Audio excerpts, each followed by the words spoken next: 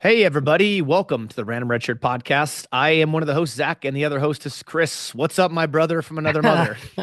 Hello, Zach, my great friend. Hello, everyone around the world and the interwebs and the North American continent on this March weekend, the eve before daylight savings, spring back, fall Yeah, forward. I Yeah. just found out about that earlier this evening, and I'm not happy. I'm not happy at all. I was like, what? It always, for those who observe daylight savings, which that's a whole rabbit trail I could talk about, Yeah. um, it always sneaks up on me. Yeah, it Always. does. It It's does. never like, oh yeah, in 2 weeks is daylight savings. It's like, oh no, tonight we got to turn our clocks back or spring ahead. And I'm like, what? What? We're doing that again? Indeed. Yeah. When everyone watches this, we'll already be on the new adjusted daylight savings time frame. Yeah, yeah. Yeah. Yeah. Something like Well, that. I guess it gives yeah. us more daylight. I don't, whatever. Yeah. Whatever. I don't know. I wish we were like Arizona and Hawaii where we didn't observe daylight savings anymore, but that's just my own opinion. Hawaii does not observe it I don't anymore. I Oh, believe okay. no, I don't Okay. think they ever have. I think it's Hawaii Oh, and Arizona yeah. that have never done the whole daylight savings thing. They decided to rebel against all that is evil that is the Huh. daylight savings. Arizona would be an interesting one, right? Is that Yeah. mountain time? We like carve Well, out. Yeah. so normally like during daylight savings, right now until we spring ahead, we're on the same time zone as them. But Hmm. then we spring ahead into daylight savings or whatever the frick it's called in the spring, they go an hour behind us on Yeah. the on mountain time. Yeah. Yeah, this is excellent. See, It's yeah. we think deeply about all of these things. Or these things disturb us in many ways. One or the other. One or the other. I do want to give a special shout out to my son, who's at the time of this recording is nine Yes. years old today. Yes. So happy birthday to my son James, named after James Tiberius Kirk and James Bond and James from the Bible. He is a wonderful little boy, and we wish him a very happy birthday here. Number nine, the last year of being single digits. Indeed. Happy birthday, James. Yes. Yeah. Have a wonderful ninth year. Be Yes. wonderful. For Yeah. sure. Yep. We had a good time today celebrating. We went to one of these indoor fun things where they have like the indoor trampoline stuff and they got indoor go karts and laser tag and all this fun stuff. So we went there and spent the day. And then he wanted Chipotle for lunch. So we got Ah. that. And then he wanted pizza for dinner. So we got that. So, we packed on a few calories today. Ah, it's okay. It's okay. Great for It James. was I'm good. sure he just had a wonderful, wonderful day. He did. He did for sure. So, welcome everybody to the Random Redshirt podcast. As I mentioned earlier, we're a couple of nerdy guys who like to talk about all things nerdy, Star Trek to Star Wars, and everything in between.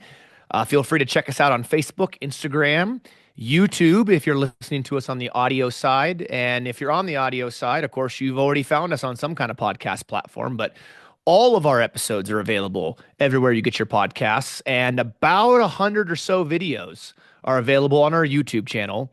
If you were listening to the audio only side, to be able to sure to go follow us there. We're on Threads, all those fun places. But Chris, we are down to our second to last pilot as part of this spotlight series that we've been doing, looking at all the Star Trek pilot episodes. And man, I have Hmm? had such a blast going through this. And a part of me is getting kind of sad that this current spotlight series is going to be coming to an end soon because I've really, really enjoyed it. So have I. Haven't they been like wonderful? Like each one, each pilot, because we've been taking snapshots, but it is like a snapshot, like a window into that era of time. And I think it has just been such a neat thing to watch in this continuity fashion, and then to compare, each of us compare in our minds like how we like it and to bring back those memories. Yeah, and the first one that we did in this kind of format was that mirror universe, right? Where Yeah. where we looked at just the mirror universe episodes as part of that series. We did other episodes on other things and so forth, but part of that series we just went through in order of the air date for the mirror universe episodes, and that was really fun too because I had never done that before, where I just watched the mirror universes episodes in a series like that, and it really helped me connect the dots more. It helped, Yeah. things stand out in my mind a little bit more. And I think the same goes with the pilot episodes. Yeah, yeah, absolutely. Definitely helps us get a deeper like understanding, and then we're more connected with the continuity of the individual stories that are happening. Um, yeah, and then we're able to pay attention. At least I'm able to pay attention a little bit with a deeper fashion when I watch it like that. Same. And Yeah. we have, for the most part, kind of done this in the order of which the series have premiered. We were a little bit out of order. We started with TNG because we really wanted to dive back into TNG, and then did TOS, and then some of these later episodes here in the series Mhm. have been a little bit out of order, but it doesn't really matter. There's no requirement to do them in order. We've kind of sort of followed that trend. Uh, we were going to do Strange New Worlds next, and then we looked at it and we're like, well, hang on a second. Actually, Star Trek Picard came out before that. And in fact, so we're here to talk about Star Trek Picard Season 1, Episode 1, Remembrance, which first aired on January 23rd, 2020, which is wild to think, Chris, that it was over five. 2020? Yeah, over 5 years ago. And think about this too. This episode came out just a Oh, few yeah. months before a majority of the planet went into lockdown because of COVID, because that was the COVID year. And so you think about, because it was 5 years ago, and 5 years ago doesn't seem like that long ago. This certainly doesn't seem like that long Hmm. ago. But a lot's happened in the world since this premiered. Yeah, this 5 years feels like it was actually 25 years like ago, right? Well, There was I like it wish was, I only aged 1 or 2 years instead of five, but I'm glad I didn't age 25 years. yeah, yeah, absolutely. But like, I mean, there was the the pre-COVID era and then the post-COVID era, and then we're still coming out of the COVID era, right? Just figuring out, I I think think, there's yeah, yeah, I think there's still remnants of things, right? I yeah, think there's a lot that's changed in the world since COVID, right? We have a lot more. I think one of the silver linings of that era is that there has been a lot more ability to do remote type of things, yeah, right? I mean, if you think about it, a lot of podcasts today, especially in quite a few Star Trek ones, and I guess you could kind of lump us in with that. A mhm, lot of podcasts came out of the COVID era, right? This idea that, hey, we've been separated from each other, whether you live in the same town or same state or across states and time zones like we are, yeah, and everything else, that they used the technology that had been around in order to continue that connectedness. And so while our podcast came out in the first episode came out, I believe it was May of 2021. So a little over a year after this, we didn't dive into Star Trek Picard season 1 because our podcast hadn't been out yet. And so this is a great opportunity to go back and look at Picard season 1, episode 1 in its, you know, by itself. yeah, absolutely by itself. Because we talked about Picard season 1 and 2, right? But just as generically as a whole, we didn't do any Yeah. deep dives until we'd had Picard season 3. Yeah, that's absolutely correct. That's absolutely correct. Oh, you know what? And while you had your mug up, just a Oh yeah. quick aside. Yeah, yeah, I wanted to share for those that are watching. We Zach and I both have our pop culture coffee Star Trek mugs. It's really cool. Yes. So big shout out to Kyle Newman, the Yeah. director of Fanboys and many other projects, who was on our podcast not that long ago. You can go find his episode on our YouTube channel or everywhere you get your podcasts. And he's the one that Ah, pointed us out to these, and they've been awesome. By the way, they're Chris, awesome. they have, I don't know if they're still available. They have a pre-order up right now for Ghostbuster mugs.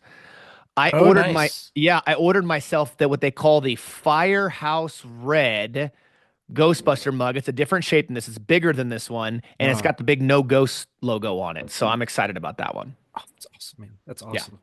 Zach, I want to really like thank you for I'm showing off. These are thank you very much, Zach. So these are awesome. It's got the Captain's Choice medium roast coffee, and then the Vulcan vanilla blend coffee. So I'm really looking forward to seeing these. And so these are really really cool, everyone, on these Star Trek coffee, I coffee mean, even if you don't drink flavors. coffee, just the packaging alone is awesome, right? I mean, Hmm.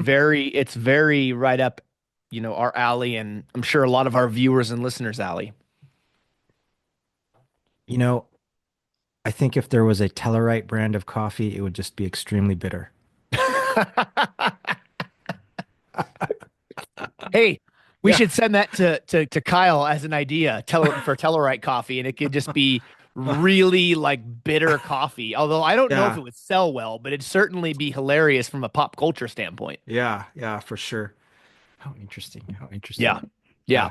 Okay, so January 23rd, 2020, Star Trek Picard comes around. Now, I want to say it was I have to go back and look specifically, but I want to say it was like 2017, maybe 2018 Star Trek convention, where it might even have been 2016. But regardless, I remember being at the Star Trek convention when Patrick Stewart made a guest surprise appearance, and he was there.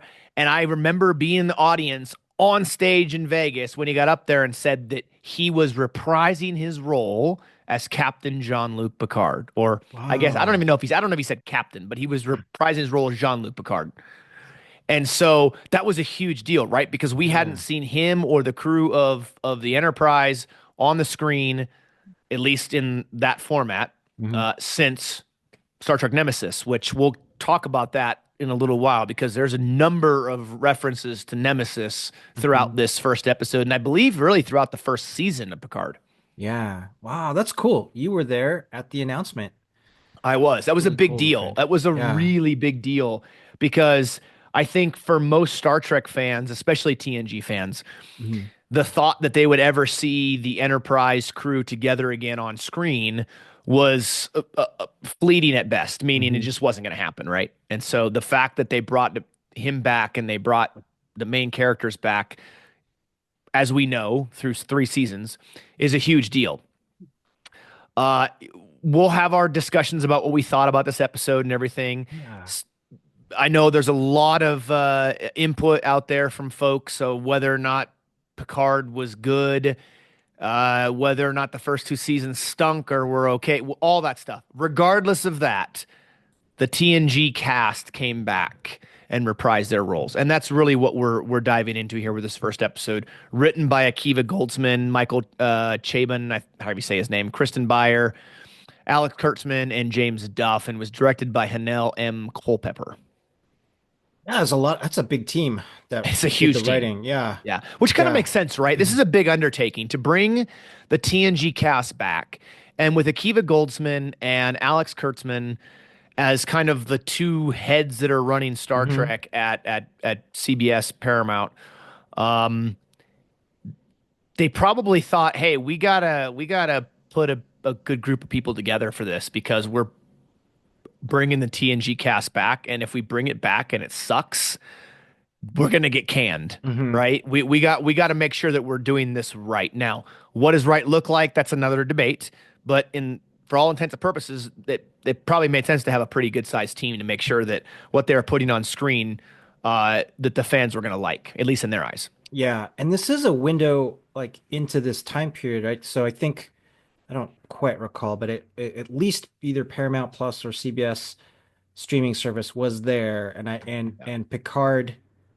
The idea in the series of Picard was thought of as a way to get subscribers like into the platform to be able to watch it, like this a premiere series so that people could see it.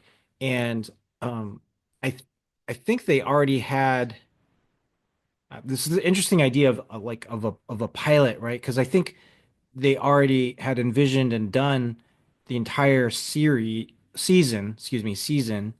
Um, and we're taking a look at episode one. But it's kind of interesting, right? Because like when we go back to the first Star Trek, the original TOS, it was a pilot. It was a pilot. Whereas the thing, it was like a self-contained thing, and it could exist on it by itself.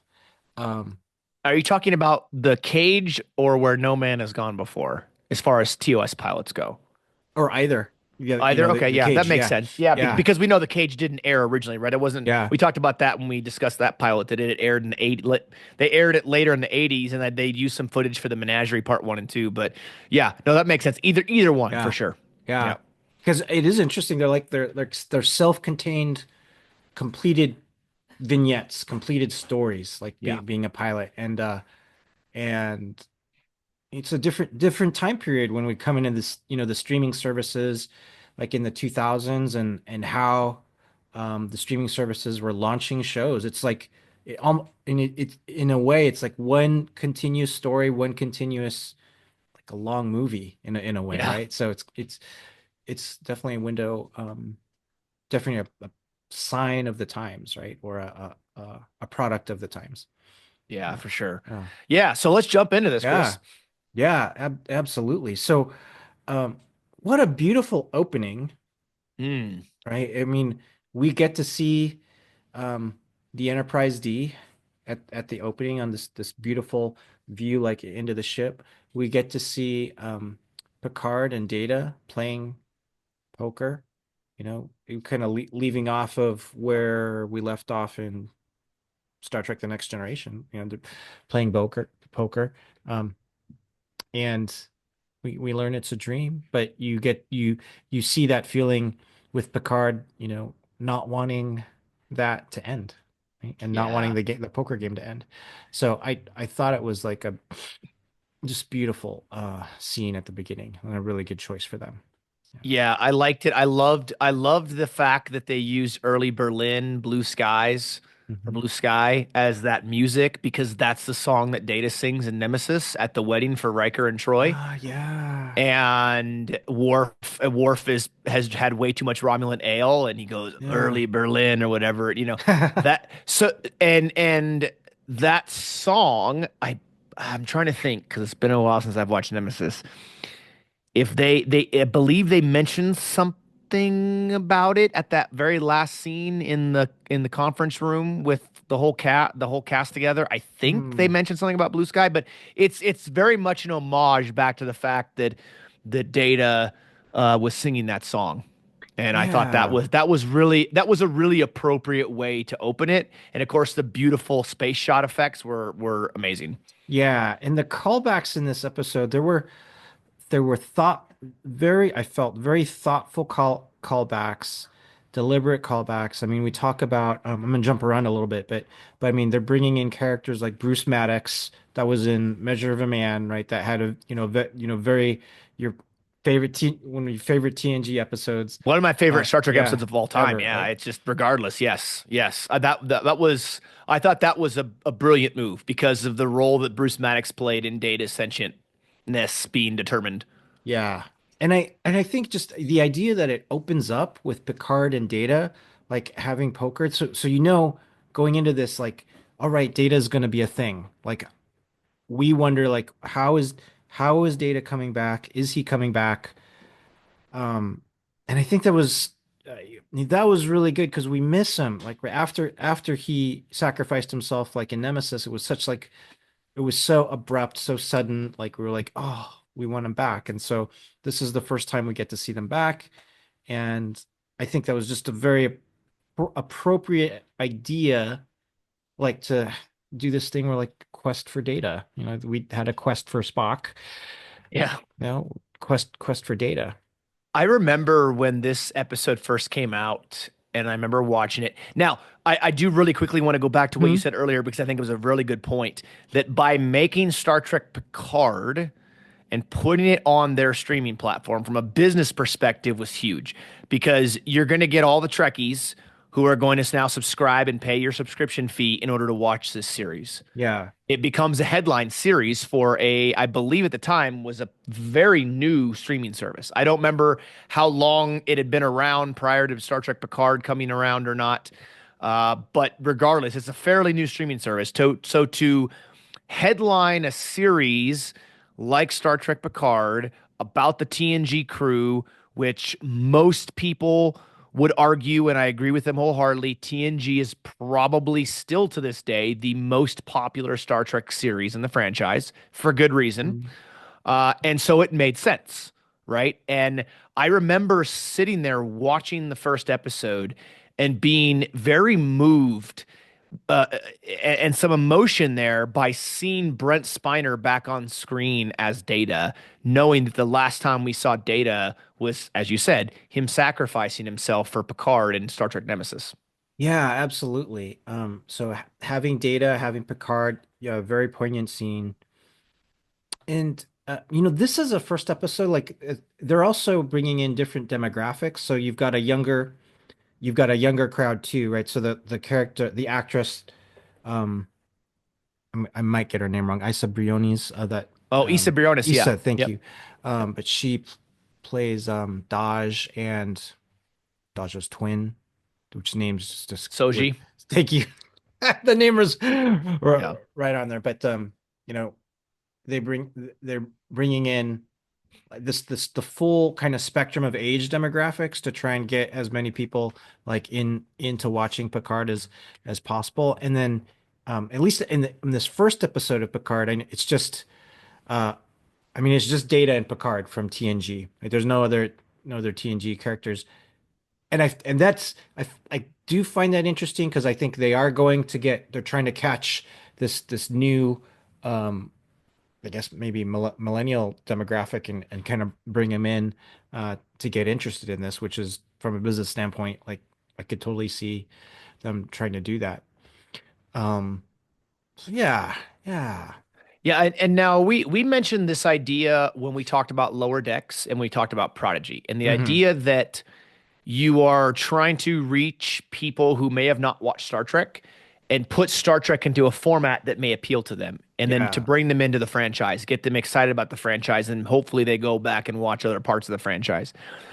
I believe that Picard is the first series, other than maybe DS9 and Voyager, where if you jump into it and that's your entrance point into the franchise, it's going to be a challenge because it's so heavy with reference to other stuff, and if you haven't seen it, those references and those callbacks and those homages and everything else aren't going to make any sense.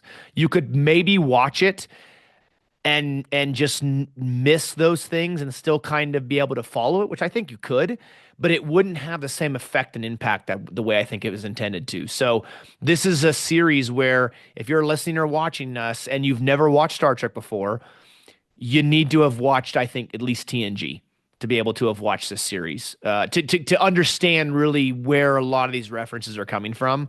Because I really think people would be lost if they hadn't seen TNG prior to this. Yeah, you're absolutely right. I think that's got to be a challenge for the creators too on how to find that balance. Because this is filled. I mean, he goes into the quantum archives and you see these pictures, these items from his past, right? Like Yeah. the happy Picard Day or Picard Day banner. Yep. And like we know, like we're like, oh, that's so cool, right? We think it's so cool, but if you never watched like TNG and this is your first entry in the franchise, it doesn't mean anything to you. Yeah. So I yeah, I think you're right on that. I really do. And then you look at other things that happen in this episode where if you're a TNG fan, you're like, well, I don't remember that being a thing in TNG because they have added new stuff into it to continue this story and to continue Picard's life post the Federation and Starfleet, right? So, for example, during his dream, when he looks back out the window and all of a sudden there's Mars, and we yeah, we we all know it's Mars instantly, right? But then all of a sudden, there's explosions all throughout Mars, and then Mars blows up, or the windows blow up in the Enterprise, and you get this explosion, everything. Then he wakes up, and you're like, well, hang on a second, what's going on here? There was never any Mars related catastrophes or explosions or attacks or anything during TNG. So what's really going on here? And I think that's where now the writers and creators are saying we're adding new stuff in to give something new for the audience to follow and be a part of. yeah. I don't know about you. I don't know I about me either, Chris. yeah, I don't no. know. But I actually had to kind of go back and kind of ask myself like what was happening? What was the thing on Mars? Like why did that happen on Mars? And kind of read a little bit about it too, because I wasn't there's a lot of ideas packed in here. I mean, so one is we come to understand that Picard was instrumental in trying to help Romulans and Romulus when their star was going supernova, and he wanted to help and save them.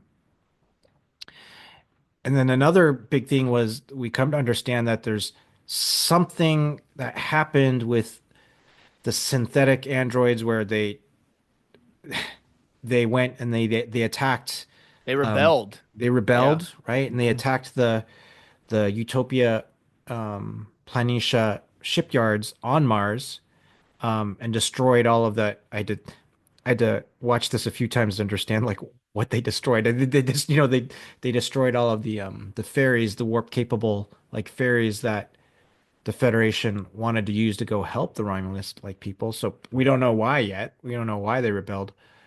But um and then you have the whole thing with Picard being at the center of all this and kind of having an awakening and going, "Oh, I need to help."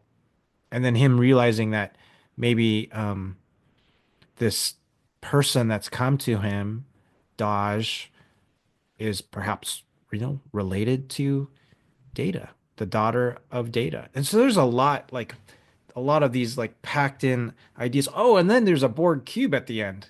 Yeah. And you're like, oh, well, they're like studying the Borg cube. So there's a lot of stuff in here in this first There, there, episode. there is, and this episode, as we kind of talked about earlier on the phone, is laced with allegories. It's laced with metaphors. It's laced with visionary things. A lot of stuff goes on in this first episode. I do remember watching this when it came out and it first aired, and I remember thinking to myself, "Holy crap! I gotta rewind my brain here and think back and think through like what all is going on, right? What happened?" And I think I told you I'd watched this only one time, and that might not be fully accurate because I'm Hmm. thinking back, and what I might have done was I might have gone back and watched the second time, but almost back to back. Hmm. I don't remember exactly. So I might have watched it again very close to the time I watched it the first time when it first came out. Just simply because, like you said, there's so much in here that you have to kind of think through it and unpack it. And I'm this time going through it, it didn't feel like it was as much of a just fire hose in your face of things because I had already seen it before. Yeah, yeah, I gotcha. And just going back on these kind of different formats of how pilots were when we had kind of our traditional network TV and now how these first episodes are in the streaming service. I mean, this team with there's like four or five writers for Yeah. this first episode of Picard, right? Yeah. Um, Five. Yeah. yeah, so they're each contributing these ideas. You know it's gonna go span multiple episodes, and this first episode kind of plants these different seeds for things that are going to be explored in the following episodes. When I think about how pilots were on the traditional network TV, I have to give those a lot of credit too, because they and maybe they're very impressive in that, you have to because present kind of a story that's contained by itself and Yeah. it kind of works by itself and bam, there it is, right?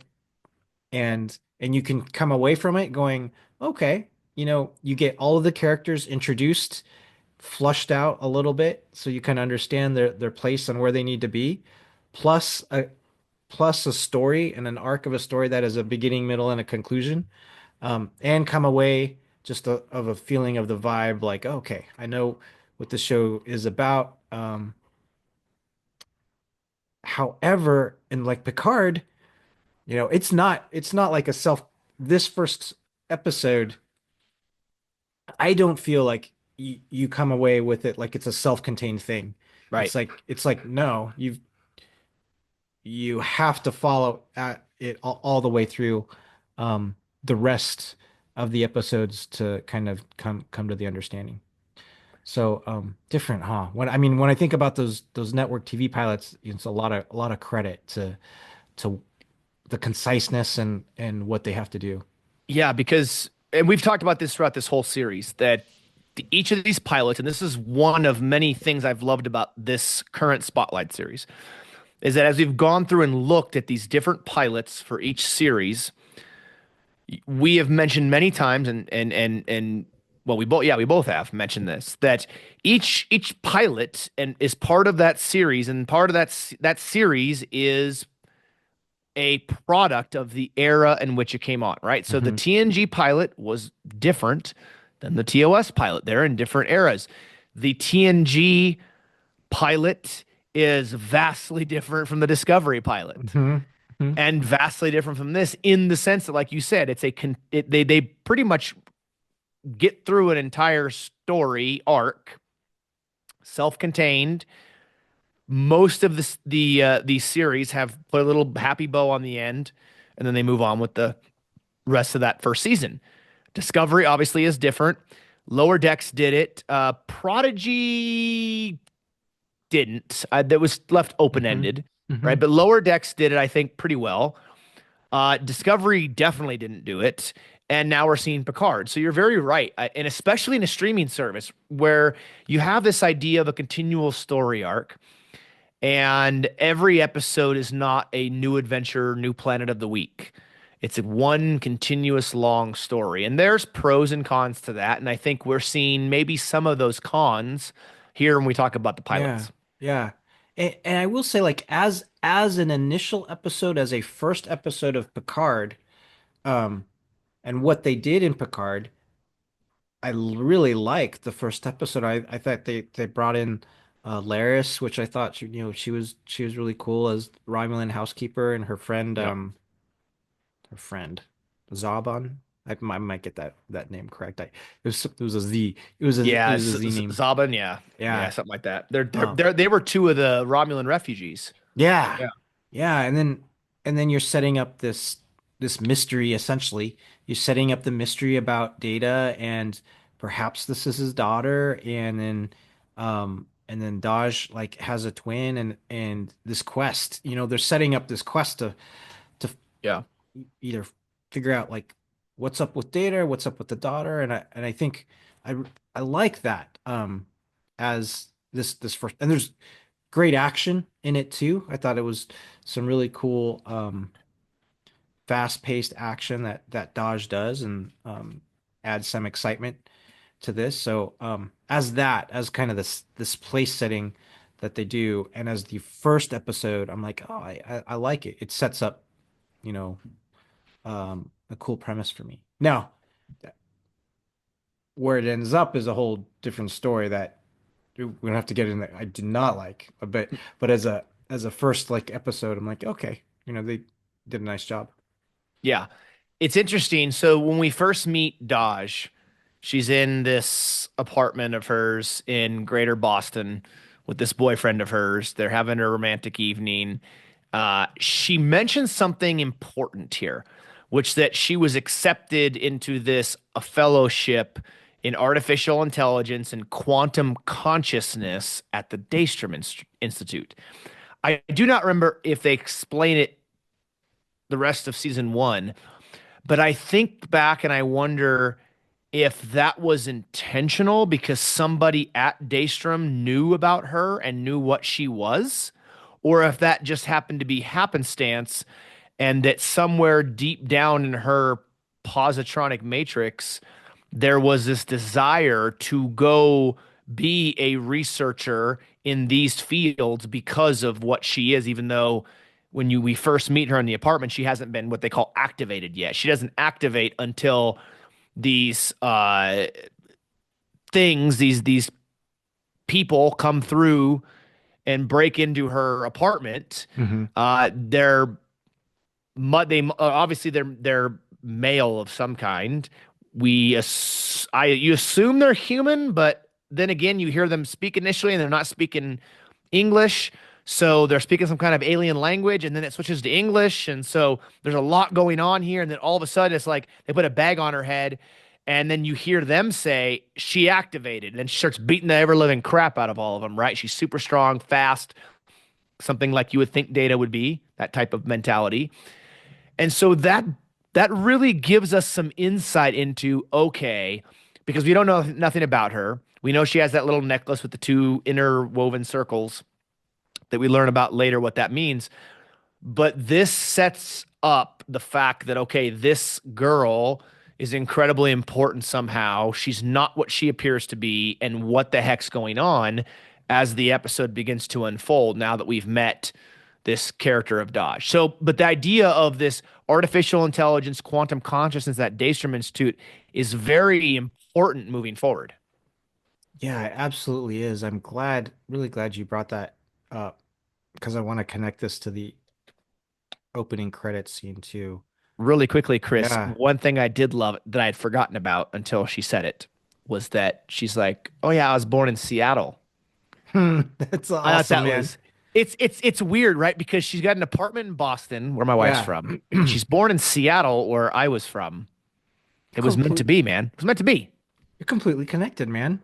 I I've been saying it for a long Coast, time. I'm very connected to Star Trek. coast, coast to coast, my friend. Yes, you Yes, but are. yes, so this was a great decision by the writers and creators to make her from Seattle originally. Now Yeah. we learn later that this it's basically just a memory.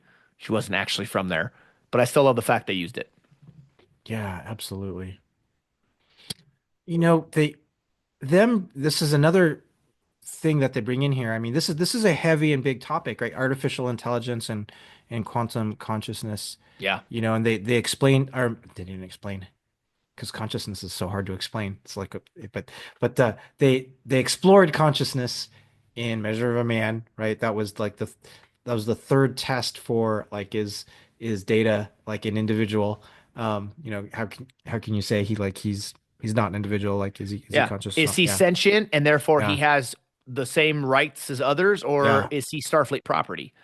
yeah. Right. And I know we've talked about this, and I'm sure you've gotten sick and tired of me bringing this up at nauseum about this desire to eventually do a deep dive on Measure of a Man. And I think at some point we'll do that.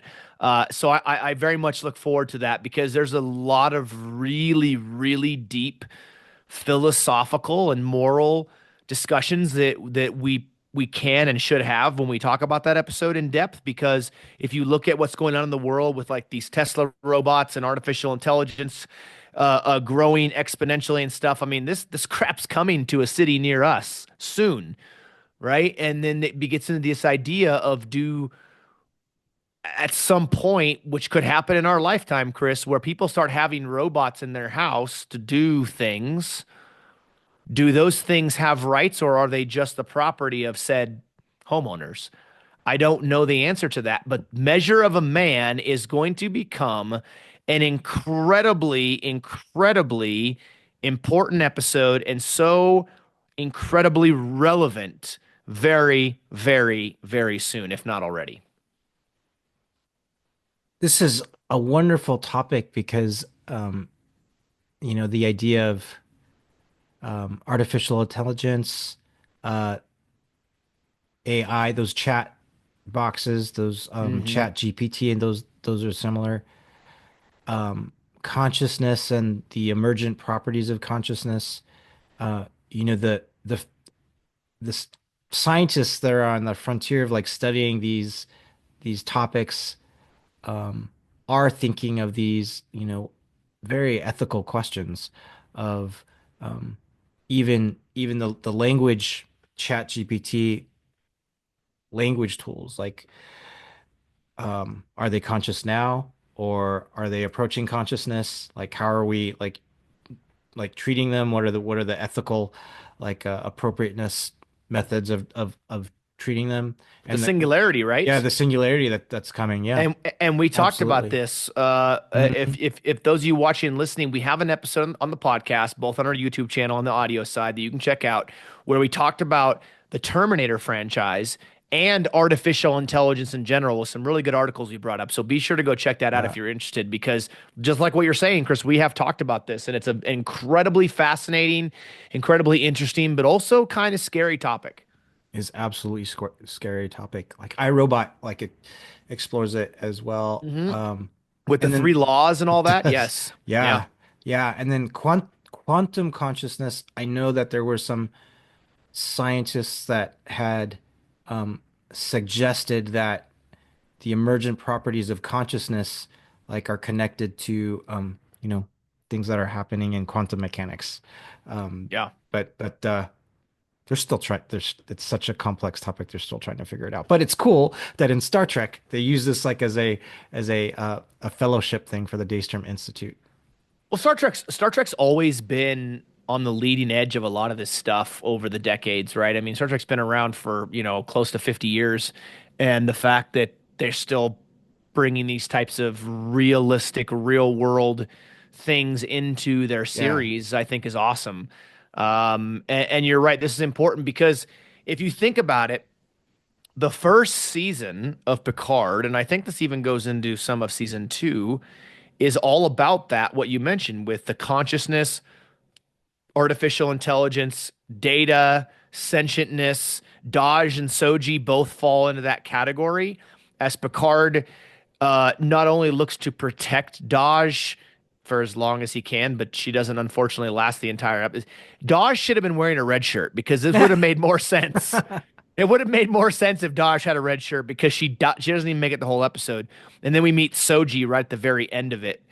And these two characters, Picard sees an importance in protecting them because of their connection to data and this idea of what he helped to protect data from, which was Starfleet ripping him apart and turning him into pieces and studying him as a piece of property. And so this is a very important thing to Picard. And these topics are addressed all throughout the first season, I believe, even into season two. yeah. And if I could do one quick, I don't know how quick it'll be, but one aside Yeah. on Daystrom, because I watched this episode from the original series not too long ago with Dr. Daystrom. So when Dr. Daystrom brings, I think I'm going to get this right, the M5 unit into the original Enterprise with the purpose of the M5 unit controlling the Enterprise in war games because Yes. they're going to use Yep. that unit. It's going to replace a lot of the crew and be more efficient and be more effective of the crew. And then we learn later that Dr. Daystrom had put some of his personality or engrams from his brain and overlaid them with the computer, and the computer had kind of gotten its own sentience and wanted to protect itself and wanted to stay alive. Yeah. Um, and they were exploring that in the original series, which was really cool. There was an episode two, if you remember, Chris, kind of similar to it. Episode called "A Taste of Armageddon," which is the one where the computers on each side of a war determine who dies and where the bombs Yeah, fall, but yeah, there's no actual bombs. There's no actual people dying, and the people who are selected for death go to these chambers and they're killed.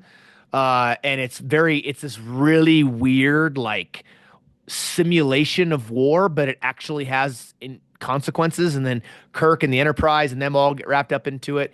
And while it's not exactly like that, it kind of reminds me a yeah. little bit of that and this idea of computers being such a huge part of society and helping to determine life and death. They are. I was just thinking one thing that Zach, you and I will have to keep in our minds is that um, the sentient AI that will result from the singularity will have access to all of our yours and mine our podcast videos and YouTube videos. I'm okay. If they're going to Why have not access to this one, Chris, you? Yeah. I want the AI, the future sentient AI, to look me right in the face right now into this camera, and I'm going to say one thing: bring it. Bring it. That's what I'm going to say. I'll go down swinging, Chris. I'll go down swinging because I'm not being sent to these Skynet internment camps. That's just not Oh, happening. you're the John That Connor of our generation. Let's Yeah, not go that. Let's yeah. not go that far. Let's not go that far. I don't think I'm in that category. But that's fine. Let them look at our podcast. Maybe they'll learn something. Maybe they'll look and go, "Well, these humans are scared of us. Maybe we should temper ourselves a little bit." But anyway, Awesome. so yeah, Yeah. and the Daystrom Institute was located in Okinawa, which I thought was really Oh cool. yeah. I mean, it's Star Trek, right? So Yeah. Picard's living in at his chateau Hmm. in France. He beams to San Francisco. He beams to the Daystrom Institute in Okinawa. Imagine being able to do that and having that technology. And we said this before, right? To be able to live anywhere in the world you want, beam to work anywhere in the world. You decide, you know what? I'm really in the mood for some Creole food. I'm going to beam to Cisco's in Louisiana. Yes, it's a DS9 reference. I'm sorry, Chris. I had to. You have to put it But in. Yeah. I just have to. Beam and get some like authentic Creole food for lunch. Beam back to work. Beam. I mean, it's no 14-hour flights, which would save you quite a bit of time and travel, Yeah. mind you. You know, Yeah. you'd never have to worry about having to find a hotel room because you'd just beam home at night. I mean, other than the fact of having all your atoms ripped apart and reassembled somewhere else, it sounds kind of awesome. Indeed. Indeed. So in Picard, I love that it is at the chateau. I love that he is living at his chateau, Yes. right? And Yes. he's got his number one. Yeah. Yeah. Yeah. Now the story of the number one is awesome. And we talked about this in the phone earlier about Patrick Stewart and his wife in real life were, I don't know if they still are, but at one point were foster parents, foster Mhm. home for rescue pit bulls. They were really big on that. They really believe in this idea of removing um, prejudice towards certain breeds of dogs, which I am a huge fan of that. I think certain breeds are automatically discriminated against because of historical data. You know, pit bulls, Rottweilers, sometimes bulldogs, but every bulldog I've met has been the sweetest dog I've ever seen. Um, Doberman pinchers. There are certain breeds that have real nasty reputations. And yes, dog breeds are bred for certain reasons, but it's all about how they're raised and trained. And pit bulls are no different. And I've met several pit bulls, and they're sweet as can be. They're awesome dogs and great around kids. And so I believe when they went to make this series, it was Patrick Stewart's idea to have the dog in there, and it had to be a pit bull. And I believe, I think, don't quote me on this, but I want to say the dog they had in there was one of the ones that they were fostering, maybe. I don't remember for sure. Maybe not. But I think that was awesome that he had that. And he's was helping to bring awareness to this breed and to overcome the discrimination against pit bulls in this case. And I think it's just as a dog lover, you're a dog lover, Mhm. animal lover. I think it's awesome. I always am a big fan of that. When we went to the Battlestar Galactica convention, Mhm. and I was in this. Hmm. Sorry, that's a really quick rabbit trail. No, it's good. And I was in line to meet Trisha Helfer, who plays Six. Um, and I got up there, and she was signing my poster and everything. And I said, "Hey, I just wanted to say thank you because I know you and Katie Sackhoff do a ton of work for ASPCA, for the Humane Society, for animals, things like that. And I'm so thankful that you use your platform to help bring awareness to these organizations and help support them, because I think it's so important that we you know take care of our animals because we know how much they mean to us. We've had many conversations about that, and so um, I think it's great that Patrick Stewart and his wife have done this too, because I think it's an important thing. So it really touches my heart when I see stuff like that. That's cool. I hope it was one of their foster dogs that was in it. Yeah, I can't remember. I'd have to go back and look. But you're right. I think having it at the chateau, which kind of makes sense, right? Because we know in generations, unfortunately, that he loses his brother and sister-in-law and his nephew in that fire. I think it's a fire, right? Mhm. In at I Yeah. believe it's the chateau, right? Or something. Something happens. And so the fact that he goes back to the family vineyard and that's where he's living out his final days is I think very appropriate. Absolutely. Absolutely. Yeah.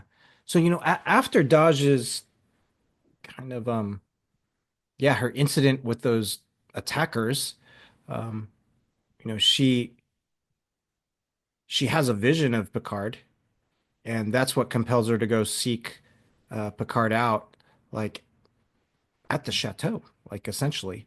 And so this is, I think she finds him. This is after his interview with the Federation News Network, actually. Yes, which we Um, should talk about that we interview should, too. Yeah. yeah, the interview that does not go so well. No. You know, it's kind of a it's a messed up interview. Yeah, the in fact, I believe the one of the Romulans living there, Zaban, or however you say his Hmm. name, did request that the interview not address Picard's separation from Starfleet, and he is assured by them that they're not going to do that, and they do it anyways. And it started out very, civil, very normal, very good interview, and it went south real fast. And south because it's like this reporter interviewing Picard was trying to make it a point because Picard hadn't done an interview before like this. And it's almost like she was using this as an opportunity to really make a statement and I guess be the one who was there to bring all of this out of Picard or something, right? Like to get her, I don't want to say go viral because that's a our term nowadays, but whatever the term would be.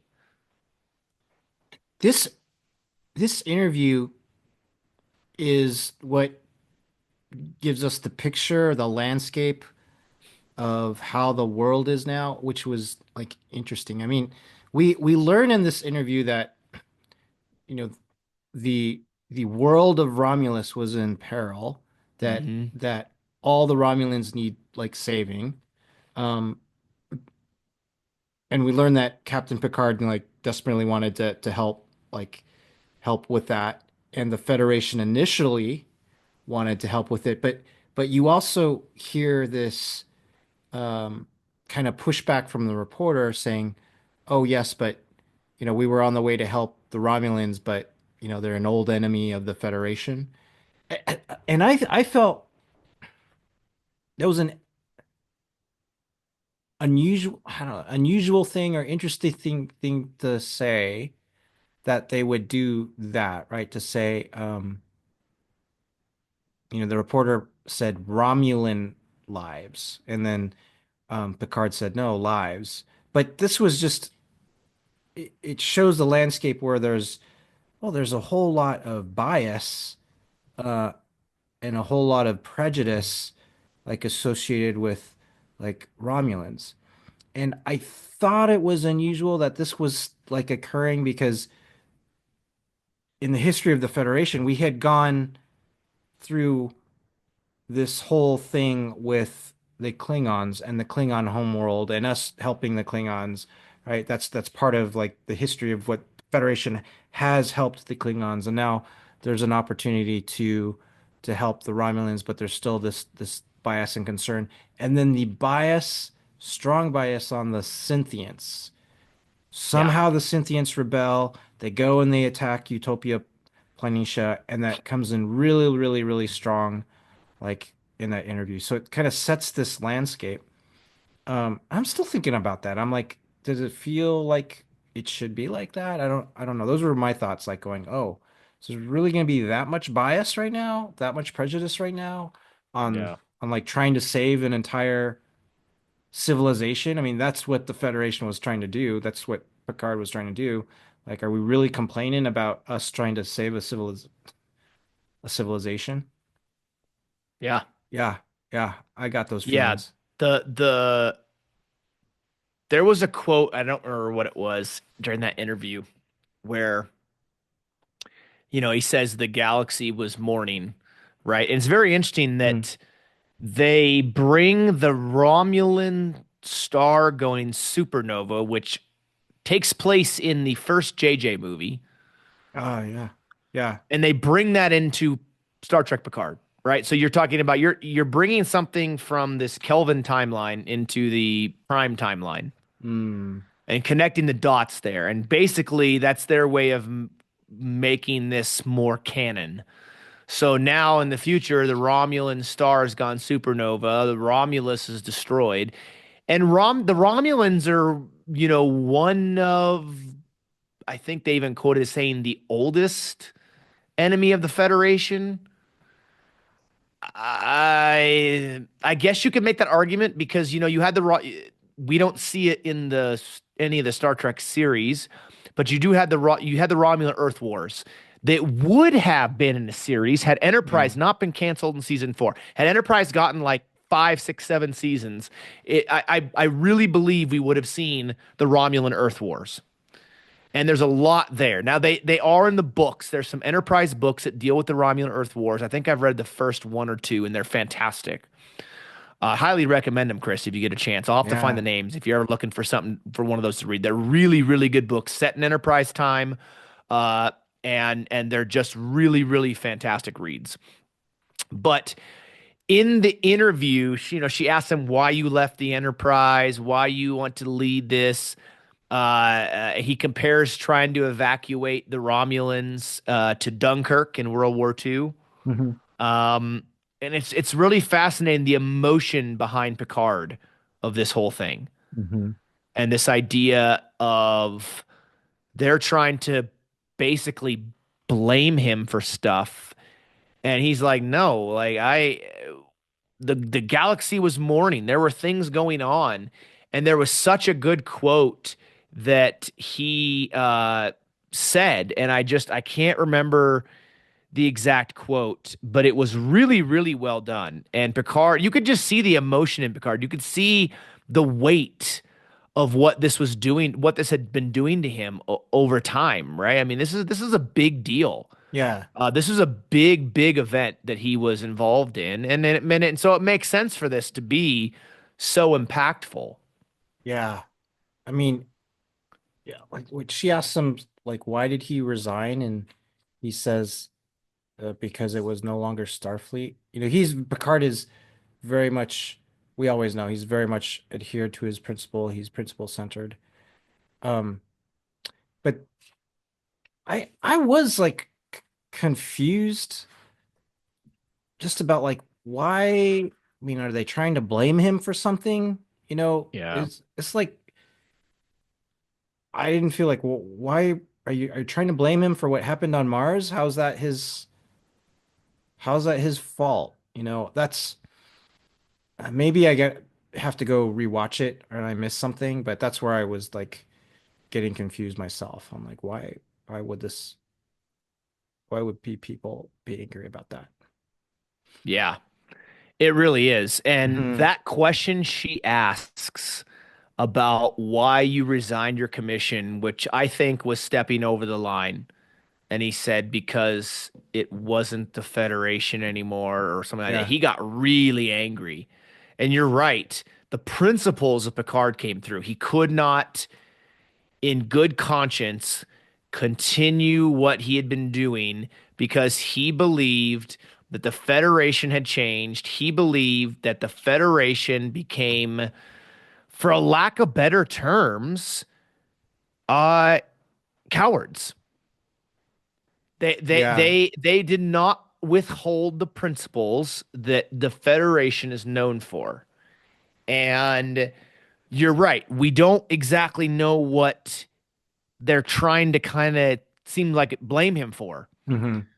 And as we go forward, we do realize that. Oh, here's the quote.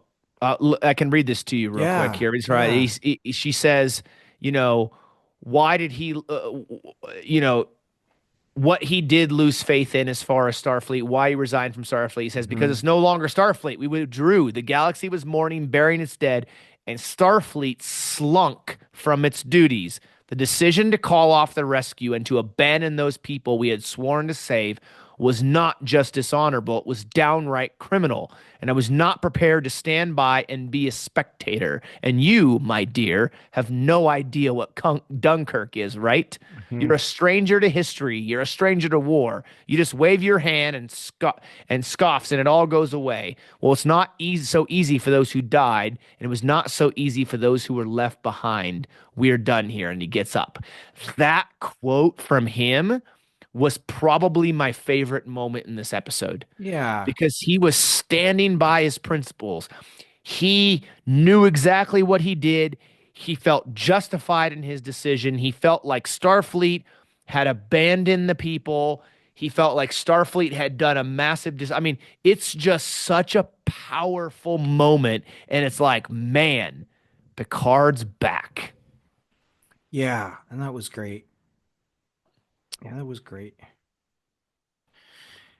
Yeah, I'm just thinking back through Starfleet a little bit and just the plausibility. And I think that is plausible that maybe Starfleet would make that kind of decision. I'm just thinking back to like Star Trek Insurrection, the movie, on when, Starfleet wanted to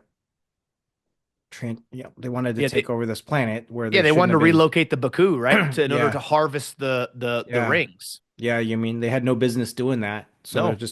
they're making these kind of selfish, like self-preservation kind of decisions.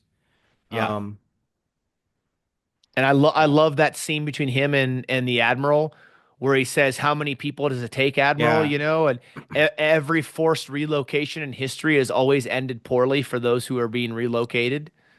Um, it's a powerful moment, and it's the same type of thing here, right? Picard hmm is standing up for those who may or may not have a voice.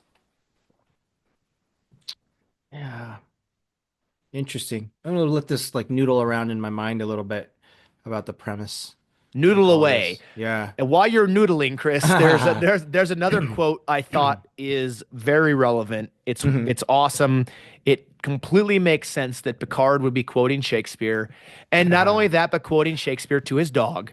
Yeah. And that's where he's sitting outside drinking wine with number one, and he quotes a line from All's Well That Ends Well, where he says, "No legacy is so rich as honesty." And Picard has always been nothing if not honest. And we've had these conversations before on the podcast about our favorite captains and everything like that. And I think people naturally believe that because DS9 is my favorite series, that naturally Cisco is my favorite captain. And while I love Cisco to death, uh, if TNG didn't exist, he'd absolutely be my captain. But Mm. it's things like this about Picard that are why he's my captain, especially because he's the captain I grew up on. He's the captain I Yeah. remember watching the most before I really got into DS9. And so it's things like this that really make me appreciate Picard so much more because there are many of his principles and values that I hold dear as well. Honesty being one of them. Yeah. And this idea where he quotes Shakespeare and he says, "No legacy is so rich as honesty," is just perfect because he had just done this interview and he's being completely honest, Yeah. right? And he felt like that he felt like Starfleet hadn't been honest. They hadn't done what they had promised to do, which is save these people because they were too scared or whatever. And so it's a great quote. I thought there were many parts of this episode that were very well written. You bringing this up, and it is a beautiful quote. It's rich, it's concise, it's just It's perfect. Shakespeare, right? It's It's Shakespeare. yeah. And Picard, I mean Picard, Patrick Stewart has arguably been recognized as the greatest Shakespearean actor of our generation. And so to have Shakespeare in this, I think was a great idea by the showrunners and the writers to bring Shakespeare in, knowing Patrick Stewart's background as a classically trained theater actor, having done so much Shakespeare in his life. Yeah, this actually makes me like the episode even more, like having it in there. Yeah. And we know that there was Shakespeare in TNG quite a bit. I mean, Hmm especially Q loved to quote Shakespeare, right? That was a big deal. And so to have this in here, I think is really appropriate, and it makes complete sense given the scenario in which Picard is facing. Yeah, yeah. I I do like because shortly after this we get the meeting between Picard and Daj. Daj gets to meet him. She's obviously traumatized Mm. from the battle that she's had like recently, but she's come to him for help. And I think they have a great relationship, and albeit it is very short-lived between he and Yeah. Daj, Yeah. but the connection and the concern that he gives to this young lady, I think is great and it's beautiful. And you know, she kind of asks, like, "Do you think you know me?" Or, and he kind of reflects and he's like, "Well, maybe I do." And I think that was really nice to be able to have that between them because he's thinking maybe he does know her on like some deeper level.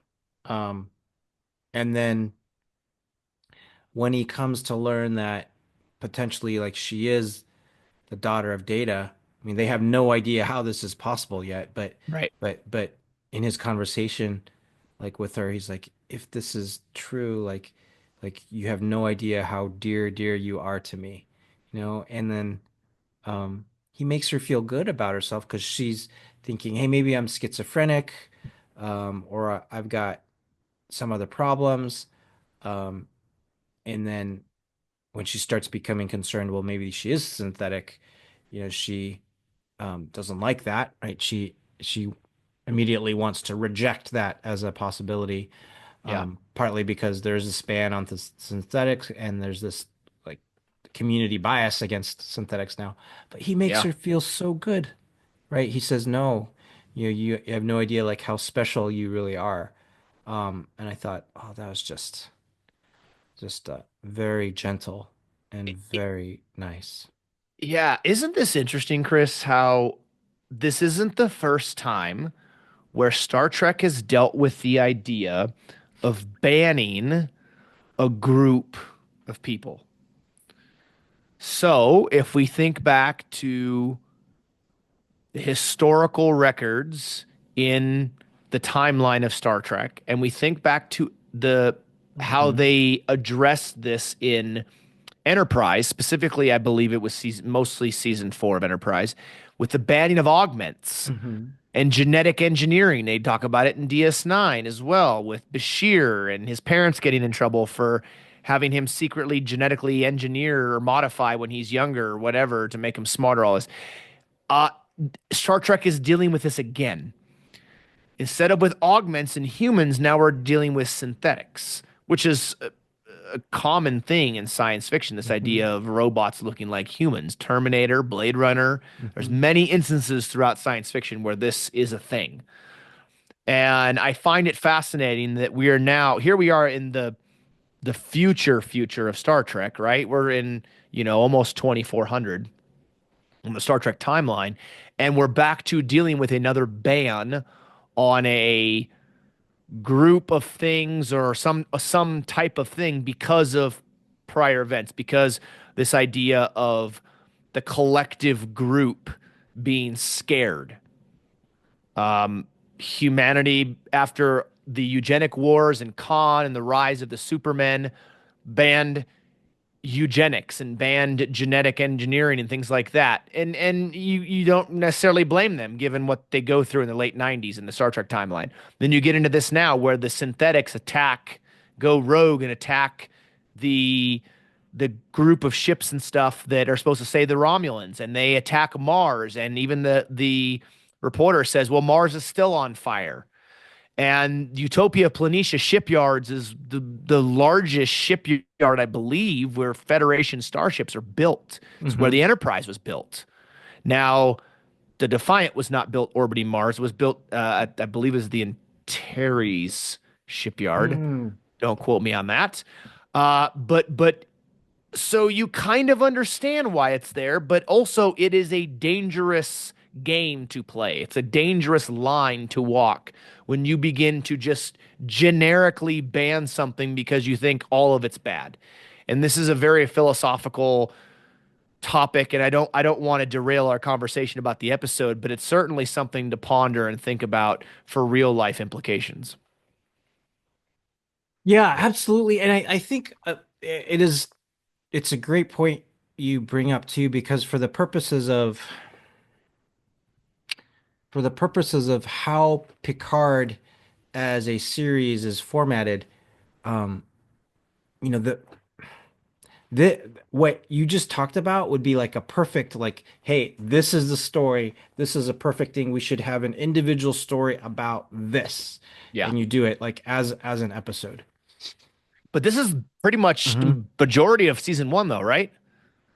This kind of idea, the synthetics and banning and data. I mean, it's the main story arc for season one. Hmm. But Hmm. you're right. As a standalone episode, very, very intriguing topic, and maybe it's hard to cover it in one episode because Yeah, of the amount that's there and behind it.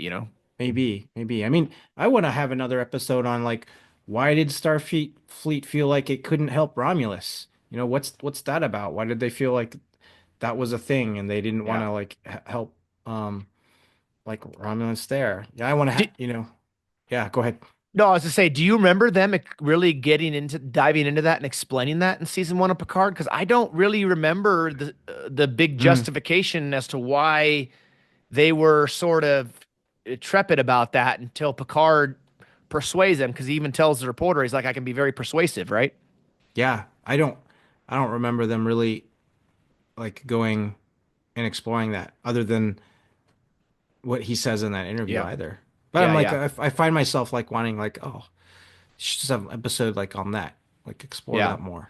Does it make you feel kind of how we felt at the end of the Discovery pilot, where it you feel like you're like I want more because you left me hanging. I want more because you didn't put that story in and then complete the story, put a bow on it. Putting a bow on it doesn't necessarily mean it ends on a high note, but just you're complete the completion of telling that thing.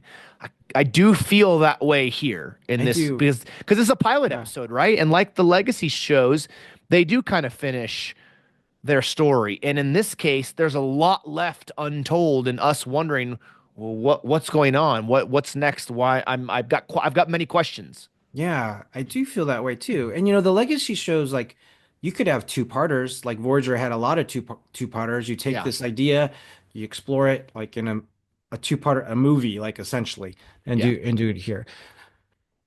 But I f- I feel like hey, we've got some threads that are given, but we can't pull on them. It's just kind of there and we don't get more. Yeah, and if you think about it, TNG, DS9, and Voyager, and I think Enterprise, so four of the five legacy shows, Hmm. their pilots were basically two episodes, like an hour. They're about an hour and 20, hour and 30 minutes, right? So Yeah. they intentionally took more time in order to tell that story, so that you finish that story, and now you've catapulted into that particular series. Discovery didn't do that. Prodigy didn't really do that, and now Picard also hasn't really done that. And I find myself sitting here going, well, wait a second. I've got a lot of questions. Before we Yeah. dive more into the series, I've got a lot of questions that I think we need to answer before we dive deeper. And we don't get those questions answered yet. Yeah. And I don't know the right way to do it, like what I might find more, what style I might find more better. I know Picard, in essence, like I've said it in the past, it's a character study. It's a character study about Picard. Yeah. So for me, what I would personally like, and this may not be true of everyone, but the majority of things that are in the series connect directly to exploring like his character, who he is, how he's going to react, how he's going to grow, Yeah. right? Yeah. And maybe because of that approach as being a character study, maybe that seems to be the driving. Oh well, that not seems to be. It is the driving force behind how the series is written. I guess it kind of makes sense when you look at it that way. I did want to, Yeah. as we're working through this episode, the Starfleet Archive Museum, very eerily similar to the Jedi Archives in the way it Oh, looks. Very, yes. I know people out there are going to be like, seriously, you guys are comparing Star Trek to Star Wars again. But well, I know we did that in Prodigy, but that's because Prodigy really kind of felt a lot like a Clone Wars episode. Um, but that the visually, I'm like, this really looks a lot like the Jedi archives, at least the way they have it all Yeah. laid out and looking, and you have this computer character thing that pops up and helps you. Like I think he calls it the index or something Index. like that. Yeah, yeah. Index. Which is the idea of the index was really cool. A little creepy. I think, yeah, Yeah. very creepy. Yes. Inside his little vault room thing he has, lots of Easter eggs Hmm. are in there. You've got a Batleth, as we know. Picard was Worf's Chadich. Yeah. So that's important. Of course, they had to have the Captain Picard Day banner because that was just awesome. I remember seeing that first time. I'm like, hey, it's the banner again. That was Yeah. awesome. Many award statues. There was a model in there, I believe, of the Enterprise E. There was a model of the Stargazer. Any other things you can think of you saw briefly? I I think can't remember. Was the Reskin flute in there? I don't recall that, but I think Doesn't it it make an must have been, it appearance in must have been Picard in at some there. It must point? have been that. It's Yeah. yeah, I yeah. think the captain's yacht from the Enterprise E was in there. Yes, Yeah. yes, yes. A model of that was in there. Yep, that's right. That's right. Yep. Yep. I mean, that makes sense because they featured the captain's yacht quite heavily in Insurrection. That was Hmm. really where that came to fruition. And I'm thinking to myself, if that was on the Enterprise E, why the frick didn't they use it in First Contact? I mean, they could. I mean, seriously, that Yeah. you wonder like how they could have worked that in, and maybe the captain's yacht could have helped do things to fend off the Borg or something. I don't know, right? But Totally could have. and then and so after Dodge has come to visit him at the vineyard, and then she disappears the next morning, Yeah. he has a dream that night after seeing her, right? And Oh, that's right. he sees the painting, which he's got a copy of in his house, and then we see the canvas painting again in this little vault room of his. Yeah. And I really liked that as like a mystery Hmm. in this episode. And I can't remember in the series if we get resolution. We must have, but I have to rewatch it like on the full explanation of why is Dodge perfectly resembling the girl in the painting, right? So um Yeah. I just can't remember. I'm I sure don't, that and maybe they don't even answer that. I'm not sure. Maybe it's just because, hey, that's the actress they picked for the character. I don't know, but that's a good point because if it was painted on the Enterprise D and Dodge hadn't been created yet, yeah. the only thing that Data really creates is Lol. We know about Hmm. Lol, right? And I'm trying to remember, did they bring Lol back at Picard at some point? I don't remember if I have a I don't vague memory recall that her. I don't I have recall a her. vague memory of Lol reappearing sometime in Picard, but I could be wrong. Maybe it was it in that vision or that scene before Data dies and at the end of this season? I don't remember. Maybe Hmm. it's not. Maybe I'm mixing things up. But we know the only thing that Data had created in TNG was Lol. Daj and Soji weren't created on the Enterprise D. I mean, I don't think Yeah. unless they Not that explain we that know. later. Yeah. Yeah, yeah. So Yeah. I'm in the same boat here. I can't remember if they explain that or not. Eh, but it is like as a mechanism, like as a mystery, I really liked it. The other the other part I really like, there's a big battle. Um and unfortunately Dodge is killed She like goes the in the way of the battle. red shirt, my friend. Yeah. She is incinerated by the overloaded, rifle. And I felt really bad for her. And here's why. Because there's that scene where she's in Paris in the streets and Hmm. she's running and she falls and she's sitting down on the ground and she's contacting her mother over the hologram and she's telling her you need to find Picard and everything else. And she's upset. She's scared. Her boyfriend was killed in front of her. She has these things coming at her. She doesn't know what's going on. She feels like there's something wrong with her, like she said, but schizophrenic or whatever. I really feel bad for her. This character, as short-lived as she was, it spends pretty much a majority of the episode on the run, scared for her life, doesn't know what's going on. I mean, I feel for her. I think it's It's really an unfortunate thing. I would have liked to have seen the character last longer than one, barely, not even a full episode, to be part of the reveal of stuff, not just Soji, because I felt like it just wasn't. I don't know. I mean, I know it's played. Issa plays both of the characters, but I just think it was a terrible fate that she has, and she spends the last part of her life just scared out of her mind. Yeah, I completely agree. I mean, she's activated and she's when she's activated and she has all those skills, it's really cool. It's almost like like similar to like La Femme Nikita, where she has all these Yeah, great like fighting skills. Um, and they crafted this idea where if you're creating the synthients, they come in pairs or they come in two, and that's part of the necklace there.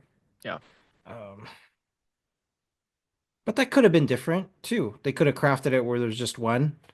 Um, I I mean, I liked Dodge. Yeah, I did too. you Yeah. know, I didn't She was I didn't very see that. innocent because she had no idea what was going on, right? And what's really heartbreaking is she never gets to figure out what's actually going on before she basically is incinerated. Yeah.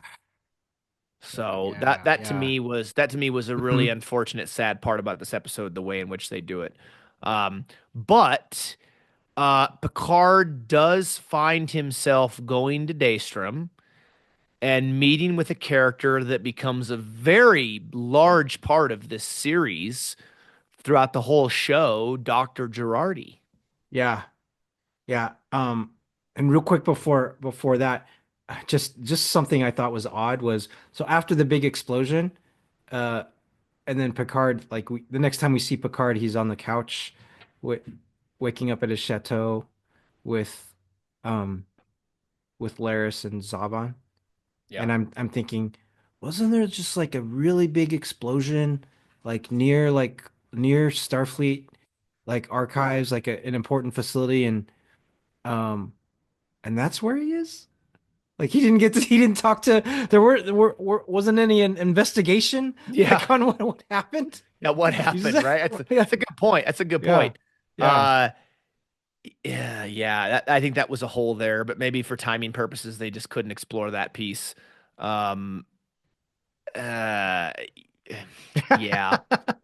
I was That's a very good I point. Like saw that I was like, what? how the Yeah. frick did they end up there? And what I find fascinating, Chris, is if you remember, I know DS9. If you remember in DS9 when they talk about it's during the episode, it's the two-part episode, Homefront and Paradise Lost in season 4. It's an unbelievable, amazing two-part episode. Hmm. Uh, it's just so good. And they mention in there because there is a murder on Earth. Hmm.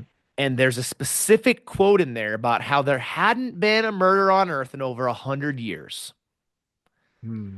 Now we're in Picard, and all of a sudden people are dying like it's nothing anymore. Like, how did we get from that to Picard, and all of a sudden there's a bunch of friggin' deaths happening again and explosions and crap all over Earth? What is going? Where is Starfleet security at?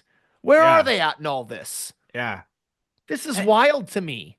was wild to me as well. Yeah, and I know Laris says like, oh well, they checked the security cameras and it was just you running on top of the roof, but there's still like this really big explosion. Yeah, So right. what did that? Exactly. Yeah, there's some serious gaps there, and I'm thinking to myself, how did they go? Because you think about it, right? Okay, so Earth and Starfleet coming out of the Dominion War, Hmm. and the fact that how easy it was for the changelings to infiltrate Earth. How the frick are they allowing this crap to happen so easily on Earth? That's a very good point. Clearly, they didn't learn from history because if you don't learn from history, it's doomed to repeat itself, right? Yeah. How the frick are they allowing this to happen? I mean, maybe because it's a synthetic, it meaning Dodge is synthetic, so it doesn't count. I don't know. Either way, it seems really bizarre to me that there's massive gaps in security on Earth, given what they had gone to, what, a decade plus, 2 decades prior, Yeah, um, ish, yeah, but almost 2 decades before the Dominion War. Like, what? that's a I don't know. terrific point. It seems strange to me. Oh man, all those people with, you know, reasonable experience, they must have retired. I So they Maybe they left all it. have amnesia or something. I have no idea. But like, you see, Chris, I can make DS9 references, and they are poignant. It's not just me Yeah, bringing it up, because I yeah. was thinking about that as I'm watching this episode. You had these massive security breaches at Starfleet headquarters with changelings, and yet this stuff's going on. I don't know. It seems strange to me. I don't know. But And I'm gonna bring a Starfleet or a DS9 reference too. ooh, Like, yes, please, yeah, let's go. yeah, I'm all for it, because Chris. because in DS9 during the Dominion Wars, Romulans and the Federation were in alliance against, you know, yeah, it was an alliance. Alliance, yeah, yeah, Alliance. yeah. Now they Yes. became an alliance based on like, you know, Based on a just lie, yeah, yes, and but cheating, still, yes, yeah. yeah, yeah, but still, they were an Yeah, alliance. You know, that's true. they That's true. so like why would Starfleet go? Oh yeah, we don't want to save them. Oh, their world's going supernova. You know, but like not that many years ago, what it would have been 30 years ago that hey, you guys were allied in the war against the Dominion against the Gamma Quadrant. Like, don't forget that. Yeah, time can have a tendency to make people forget about Hmm. things. Um, you could go back to that quote with Picard, where in Generations, where he says, he thinks time is like a companion who goes with us on the journey. Yeah. I don't know. I don't have an answer for you, Chris. I really Yeah. don't. Maybe they looked at it as like, yeah, we were air quote allied with the Romulans. Here's the thing.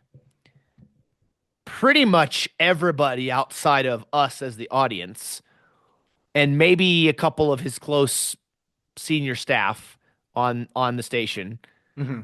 would have known about how he lied and cheated and did all those things to get the Romulans into the war. Most of Starfleet would have gone, "Oh, dang, this guy freaking got the Romulans into the war." The Romulans really only entered the war out of necessity because they thought that the Dominion were planning to invade Hmm. Romulus and take the battle into their part of the galaxy, into their territory. Had that not been the case, the Romulans would not have entered the war. I mean, Hmm. let's be clear about that. The Romulans would have sat back and watched the Alpha Quadrant get decimated and maybe win, maybe not, but it would have been free reign for them had the Alpha Quadrant Hmm. been, you know what I mean? Like the Romulans had no interest in joining this war until Cisco, pulled a fast one on them and did a little bait and switch action, Yeah. which is not illegal in the Federation apparently, but we know is illegal in the advertising world. So, Hmm. anyways, yeah, but that's a good point you bring up in that for sure. We're bringing in everything. Man, This this is is excellent. awesome. Yeah, yeah. But I mean, there's Yeah. so much here. There's so much in this episode. Hmm. And then you look at when so Dr. Agnes Girardi and Picard are having these conversations.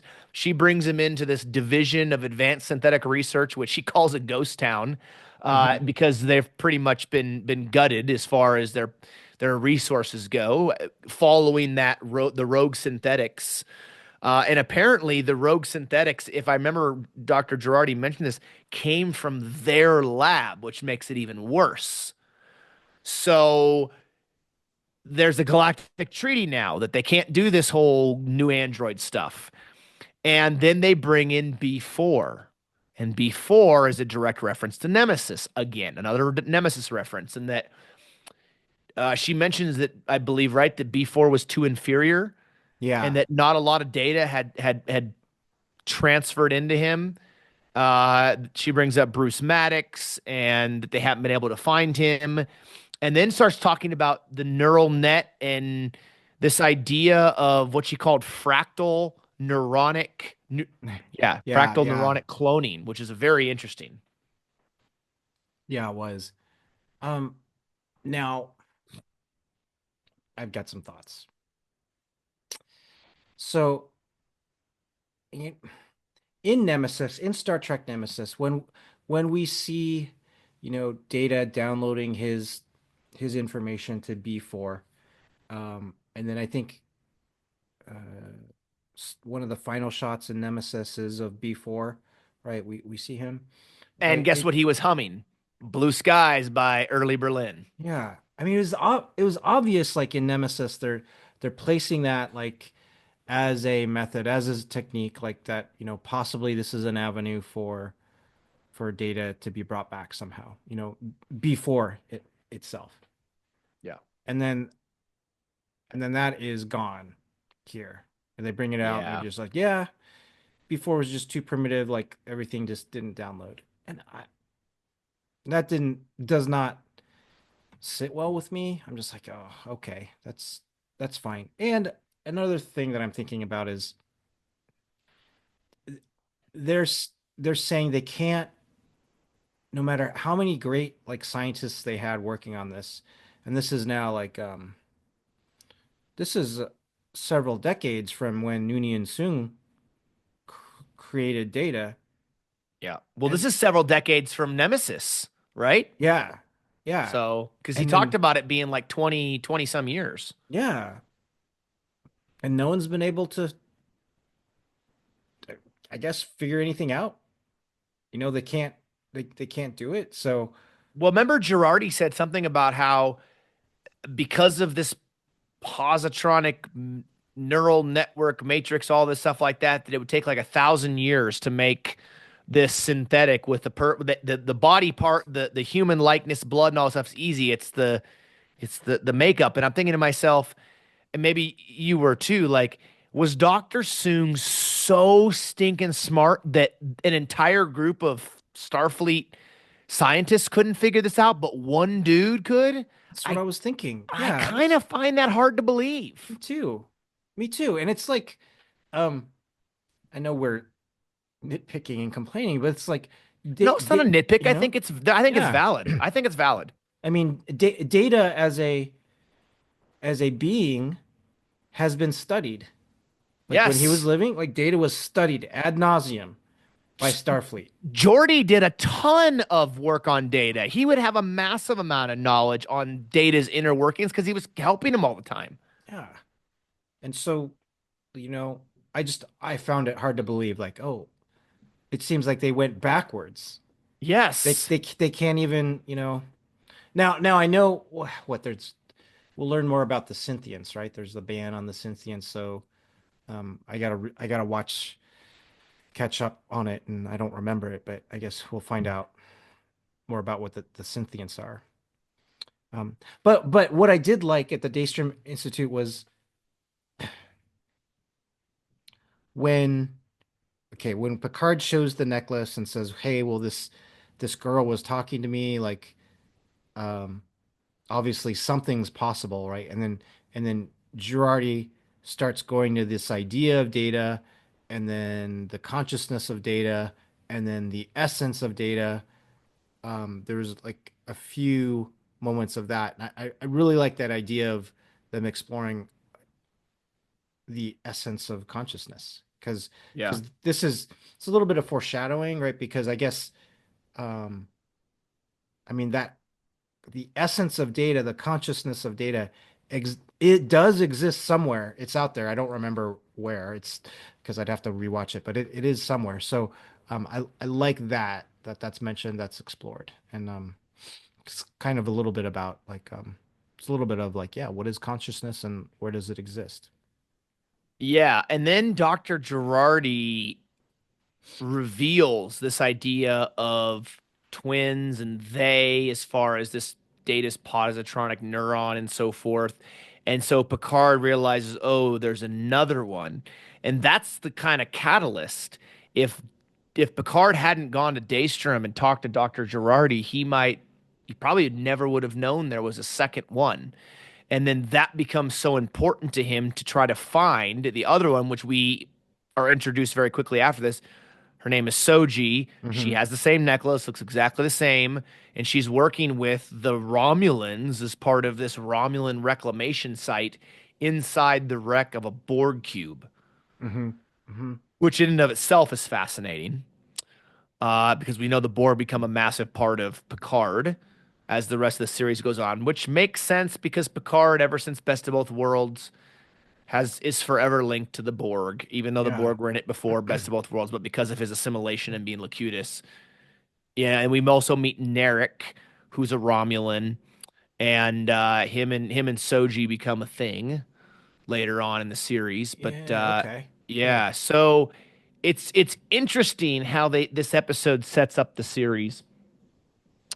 Like we mentioned, there's a lot of questions unanswered in this pilot, and I think you and I could probably agree as we've been going through this spotlight series that it is important for a pilot to set things up and introduce the series and introduce characters and be able to tell a story that you just don't feel like you're hanging around waiting. I really feel like an important part of a pilot is to set things up, tell a story, and then we're off and running versus this idea of, well, we just give you a little taste and then we're going to leave a whole bunch of stuff unanswered. And I Mm. feel like, okay, I get it. You're teasing people because you want people to come back, right, and watch the next episode, the next one, the next one. But I like the idea of it being you know, a self-contained story Yeah. where it's like, okay, I've met the characters, I've met the ship or whatever. In this case, with Star Trek, ship or settings or whatever. I understand kind of where they've come from a little bit, why they're here, that kind of thing. Now I'm ready to get into this series and watch and explore and learn more about the characters.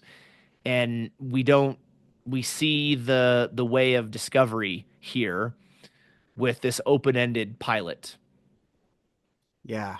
the I same way agree. we did in Prodigy too. Yeah. Yeah. I agree. I agree. Um, as a you know, as a first episode, as an introduction episode into a series, just taking the this intro episode, I like it enough, right? I think I'm like, okay, it interests me. I want to see where this goes. Um, I liked all the characters. Fine, I think it was pretty cool. Laris I liked, and Daj I liked, and Yeah. of course Picard. Talked a little bit about like where it ended up, um, where season one ended up. I really disliked. Um, and now I haven't seen this in a while, but I dislike where the series ends up even more now, because of me rewatching this initial episode. So there's a couple points. You remember that this was a really important line I think that Picard said that you brought up before. Picard wakes up or he's having a conversation with Laris, and Hmm. he goes, "Hey, I've been waiting to die." Yeah, I haven't And been then living. I've been waiting to die. I Yep. haven't been living, I've been waiting to die. That's really important. And then Yeah. he's going on this quest. This, where this series ends up, they find Data, they find his consciousness, they find him there, and Data wants to die. And that's where it does. He Yeah. ends his consciousness, right? So just me thinking about that, this really bothers me, like, because connecting it to what Picard says, I've been waiting to die. Well, okay.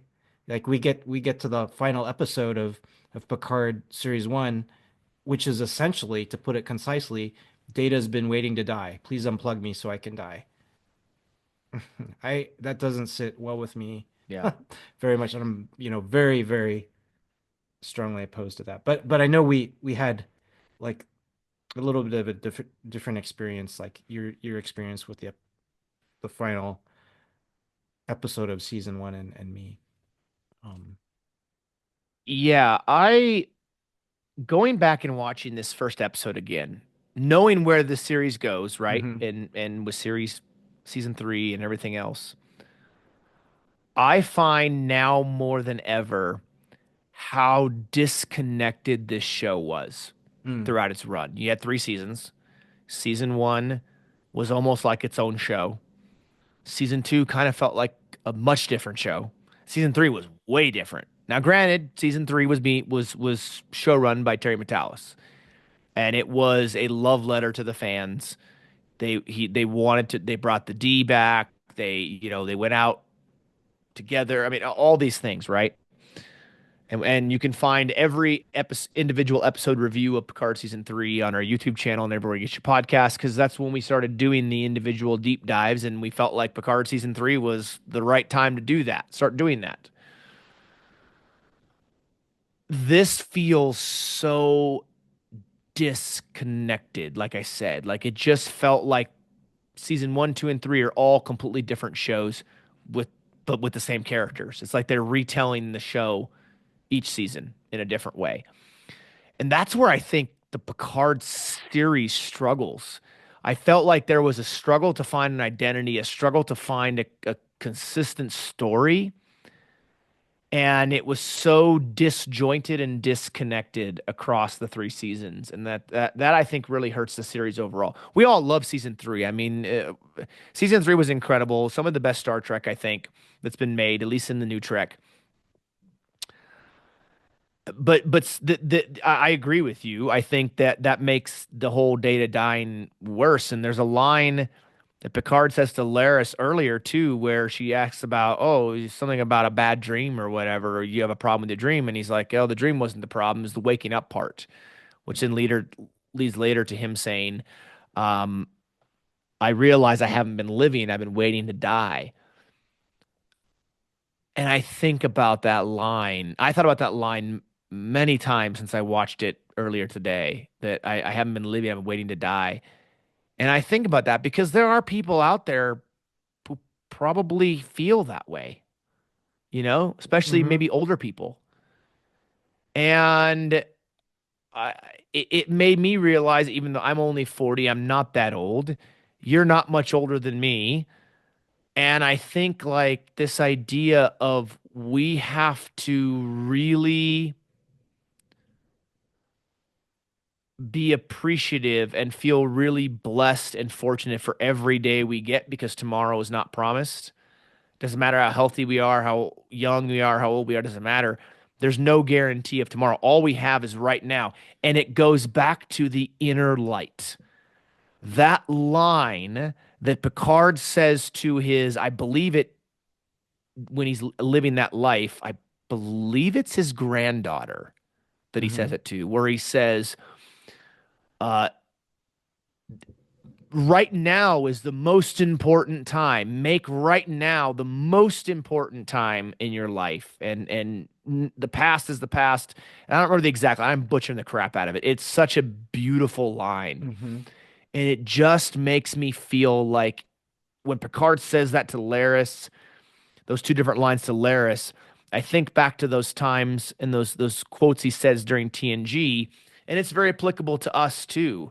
That we have to make right now important because even at this moment, and we're recording this episode talking about Picard season one, the first episode, this moment's never going to come again. Hmm. We live Hmm. in a linear timeline, right? We don't get to bounce back and forth across the timeline. We're moving through time in one direction. We don't get to change directions and go different ways or speed up or slow down. Time is going and we're moving through it, right? We're moving with it. And I'm sorry, I didn't mean to go off on this like, No, long no, this is tangent, but great. I was just thinking about these lines and what they have conjured up in me, and this idea of how precious time is and how little of it we actually get. That we're here for merely a blink of an eye, a grain of sand in the ocean, and we must take advantage of the time that we have because we don't know how much we're going to get. And Picard had his life. He lived his life, and it's like it's over, and things have changed, and he's just sitting around dying. And now Dodge coming along, and this whole thing with Data is kind of reignited, right? Of what could be possible with Data's consciousness. It's like he's now coming back to life. He's breaking out of this rut he's been in, this, for lack of better terms, depression that he's been Hmm. experiencing. I think that's what he's been going through, some form of depression. And he's breaking through that, and he's reignited, and now he's living again.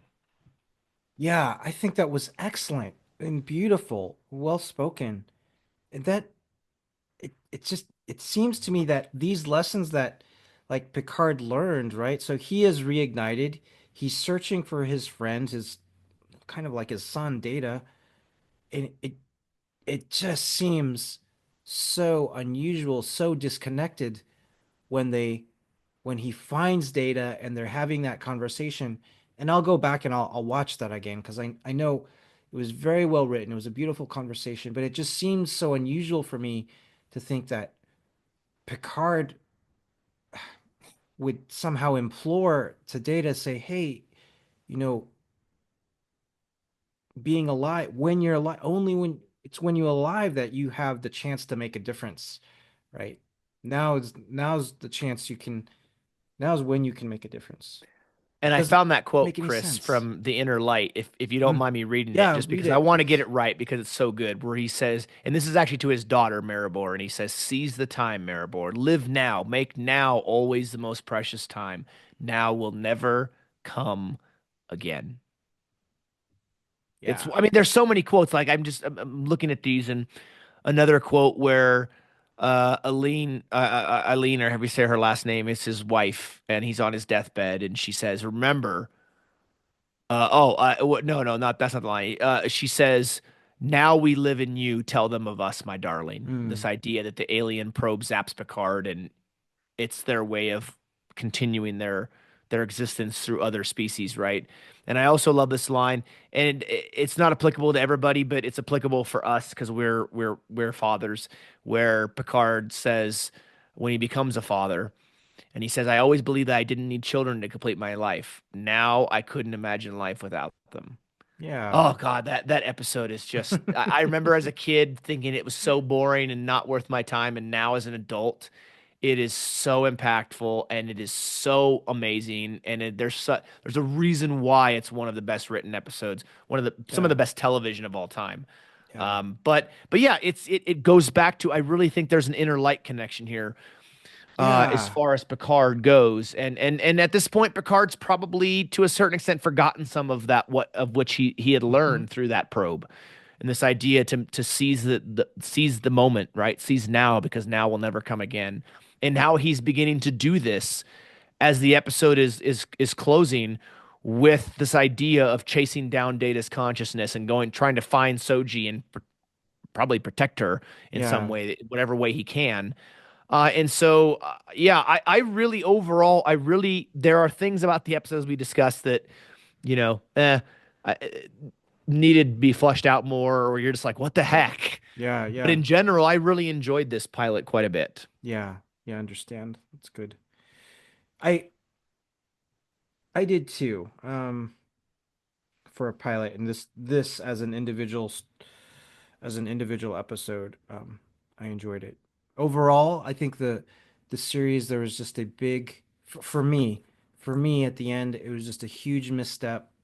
I think it sent the In wrong season mess. one, Yeah, in yeah, season yeah, one, a huge misstep, a big missed opportunity. I think they could have just had a really positive message, a very positive and inspirational message at the end, and it was not that for me. yeah. And then season three, it's interesting. Season three of Picard, it's almost like it completely ignores season one. I mean, Yes. Data is brought back in a completely different way, Yep. which is cool. Um, but the oh, I mean, bring it back. I forgot to talk more about the opening credits of Picard. Oh yeah, the song Um, and everything. Yeah, the yeah, music, and yeah. the music, it was just kind of atmospheric music. Um, I thought it had a very, to me, the music was very calming. mhm. It was this side. It was like a nostalgic, it gave it a nostalgic feeling, right? This idea of stirring up emotion and memories from the past, in this case, because it's you're bringing a previous Star Trek series back and a cast Mhm. back in TNG. It's cool. Cool. The part that stands out to me in the op in this opening credit scene is those pieces of Picard's face and his eyes that are coming together. Um, it's like, if you're familiar with Ghost in the Shell, um, it's it's it's the idea of consciousness, like, can be in different shells, and I think it's this. I think it's season one. I mean, Picard's body is actually changed, right? His body at the end is a synthetic, It is because his right? So body's dying in season yeah, two, and then they transfer his consciousness okay, into a synthetic body by another Doctor Soon, which is like this. How many okay, Soons are there? How yeah, many friggin' Soons are there, right? And so that in itself was incredibly interesting. yeah. I didn't That's say its, I didn't say I liked it, but it's incredibly interesting. but that's its own. It's its own. For me, that's its own complete like topic. It could be like a multi-part episode. That is its whole like focus thing. That's Yeah. similar to like what that's what Ghost in the Shell is, and then what so the opening credits of his face coming together with these different kind of fragmented pieces. Um, that's for me. That's what I was like. Oh, like okay. Um, so it was a good visual. Now it's not that I really enjoy the visual, but it was like a good visual, and that's the feeling and that's the thought that it invokes. Like for me, I'm more like the visuals I enjoy is something like Voyager, right? Just this Yeah. beautiful, majestic ship. But Voyager's yeah, opening credits, as we talked yeah. about, are so beautiful. I mean, the music, the visuals, just amazing. Yeah. But as like an artistic creation and the symbolism of his face kind of coming together like that, and then tying it to this idea of consciousness and consciousness inhabiting different shells, different bodies. Yeah, I get that. I get that connection. So for me, that's what I it was. Yeah, yeah. That's I don't know the Ghost in the Shell thing, but I agree. I like that part of it for sure. Um, all right. Well, I mean, we dove deep on Oh this yeah, we one. did. This was great. I mean, this was fantastic. The last two pilot episodes we discussed with Lower Decks and Prodigy aren't nearly as heady. They're obviously shorter because they're 20 some minutes an episode. So it was a great opportunity to get back into a really true deep dive into these episodes. I really enjoyed this a lot. I enjoyed going back and watching the first episode of Picard, knowing that there's many things about the first two seasons I do not like, and you mentioned some of that yourself. And I'm getting sad because we only have one more episode left as part of this current Spotlight series. I'm looking forward to the next Spotlight series we're doing on Section 31. But the last episode of this Spotlight series we're doing is on Strange New World, which is great. I'm can't wait to look forward to watching Strange New Worlds pilot again and talking about it. But I've really enjoyed this Spotlight series. I can't emphasize that enough. Me too. I really enjoyed it. But you know what we could do is because we do have to watch Strange New Worlds and have that as an episode, but we could have another episode of us because we have to rank them. We have That's our true. favorites, That's like, and then true. talk about why they're favorites, and then we haven't figured out how to separate because I don't know. Maybe it's two lists. One is the legacy and one is the new, which we might have to do that and talk about Yeah, how. we'll have to talk about through that. How do we what's the standard and how do we what are the metrics for how we rate this, right? And rate Yeah. these because it is a challenge. There's a lot to rate, a lot to discuss and work through. So, but I mean, I'm looking forward to Strange New Worlds, talking about that again. I cannot wait for season three to come out. It's going to be Mm. a lot of fun. We'll try to get Dan Liu back on with us when we talk about the episode he directed in season three and to go through that with us as we discuss it and deep dive it. And I'm looking forward to revisiting the pilot of Strange New Worlds. I don't know is that I've seen that episode since it came out. If I know I watched it once, obviously, but I might have watched it twice, but it would have been again like this. It would have been real close, back to Hmm. back kind of thing. So it's been a long time since I've watched it. I'm looking forward to it. I remember Pike with the beard running with the horse through the snow, and Captain Battelle, things like that. But there's a lot that I'm real fuzzy on. It's been so long since we've watched it. So looking forward to talking about that. But I am sad that this is coming to an end. This current series because it's just been a blast comparing how each series got its start, who did it better, all that kind of stuff. It's just been awesome Yeah, it has been terrific. for It's sure, my been friend. excellent, man. Yeah. Yeah. So we hope you all have enjoyed this episode and this long discussion about the first episode of Picard Mm. season one, and the first episode of the Picard series in general. I'm sure you have your thoughts and your inputs. So please be sure to let us know. You can send us an email, the random redshirt podcast at gmail.com. You can leave us a comment below if you're watching on YouTube. You can send us a comment on your favorite podcast platform. You can message us on Facebook, Instagram, Threads, whatever you prefer. Be great to hear from you all on what your thoughts were. Because now that we know the entirety of Picard season one, two, and three, to look back on it and see where the show ends up is definitely good the way it ends up, but the way the season ends, like you said, Chris, is definitely a big letdown and a missed opportunity, I think. Yeah. Well, but Strange New Worlds will be fun to cover. It It'll will. be great. Yeah. And I believe it will wrap a bow up on that first episode because it is in that TOS style Yeah. new episode each week. There's some carryover here and there, but in general, it's a new adventure each week. And so I think we'll get some closure on that first episode that we did not get on Discovery, Prodigy, or Picard. Yeah. It was good. So again, thank you everybody so much as always for watching and listening all over the globe in the interwebs. We very much appreciate it. And we look forward to seeing you on our next episode coming very soon when we get to dive into the pilot episode of Star Trek Strange New Worlds. And until then, take care and we'll catch you next time right here on the Random Redshirt Podcast.